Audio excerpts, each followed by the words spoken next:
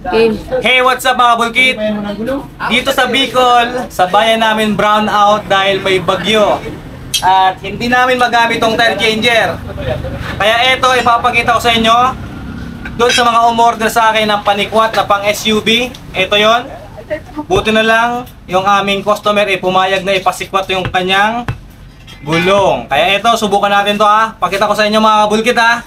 Itong panikwat na pang SUV. Hindi ko na to sinapinan dahil madami na ring tama ng gasgas yung kanyang wheel mags. Gulong pala to ng isang owner type jeep.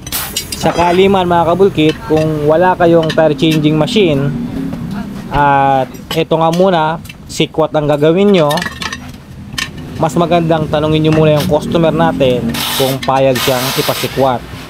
At kung alam nyo naman na maganda pang klase yung wheel mags nya, sapinan nyo dahil sigurado dun bibilib ang customer nyo. Shout out sa iyo, Antonio Manzano Sorbuna ng Siniluan, Laguna. Kabulkit, salamat at tiniwalaan mo ang aming panikwat.